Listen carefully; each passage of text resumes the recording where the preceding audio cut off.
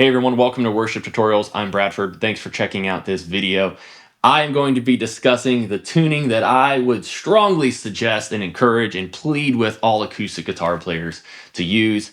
And no, it's not an open tuning. And you do not have to learn new chord shapes. And you really don't have to do much thinking in general. It's actually kind of like a reverse capo, if you will. While open chord shapes, or open tunings rather, are really cool and they sound really great, they require you to learn extra and new voicings, and that may not be something you're interested in doing at this point. That's another video. I only know like 2 voicings, 3 voicings, and personally I think they kind of sound a little repetitive after a while. I don't know, but this tuning is very simple. You're just going to tune down your guitar a half step.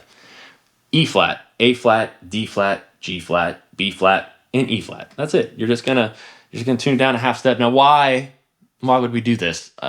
You're probably thinking, that doesn't make sense, because when I play in the key of G, you put a capo on. Maybe that's what you have thought about already. You'll see right here, I have a capo. This is a G7.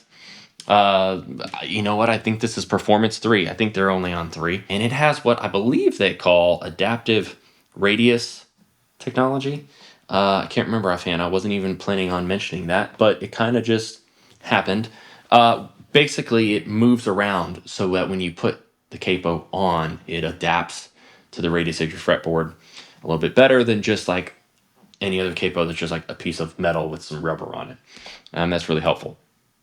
You can put a capo on the first fret when you're in this half step down tuning and play everything like you would normally. You just need to account for, just like you would with a capo. If you're familiar with the capo, you're going to get this really easily. You're just going to start playing in whatever key you're going to play in. So if it's key of C, you play C shapes. If it's key of D, you play D shapes.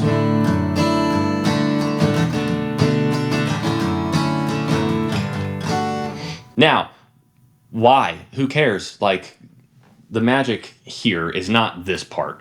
It is playing without the capo. And you may be thinking, okay, but like, what keys could I possibly play in with that? Like, why would I want to? Well, right, you're going to be in sharps and flat keys, basically, because if you play in the key of G, you're actually playing in the key of F sharp. Maybe you don't need that, but one reason I like it is because I can play C shapes for the key of B.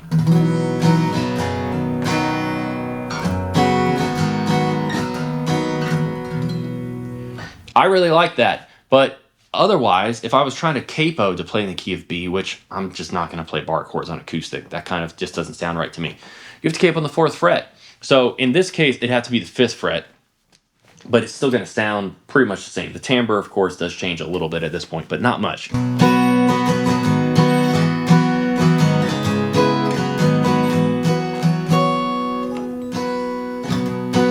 Jesus paid it all, right? That may be an instance that I would want a capo because the movement, it'd just be a little easier. But if you play that, your 1 chord is not able to get very big. So if you play in the key of B, but you have your guitar half step down and you're playing C shapes, there you go.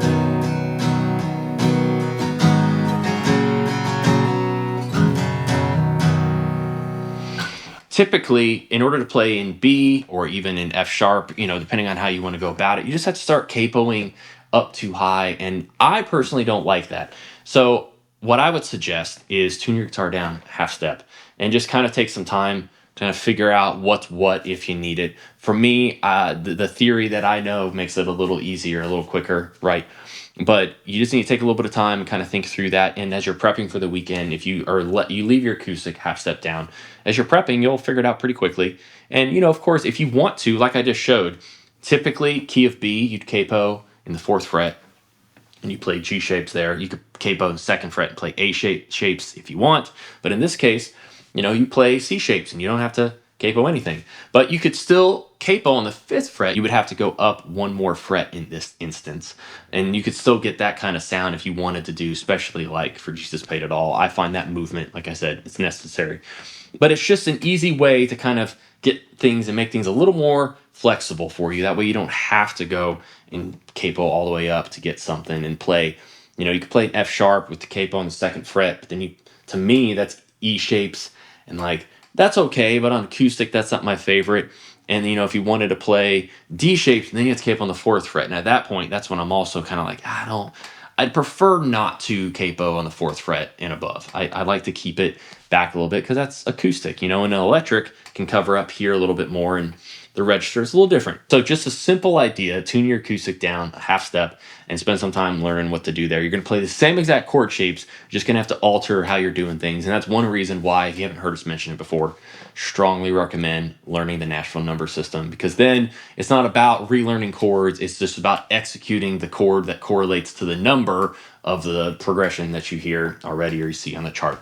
So strongly recommend doing that as well. So that's it. Thank you so much for joining us in this video. Make sure you subscribe, make sure you ring the bell so you don't miss stuff like this. We often get people asking for videos, and we've done something in that nature, or we've covered a pedal, or we've done a song, or we've done a tutorial, what have you, and they just didn't know. And my suggestion is just make sure you have the bell on. And of course, searching is pretty easy. Just type in worst tutorials and whatever you're trying to look for. But either way, we appreciate you guys so much.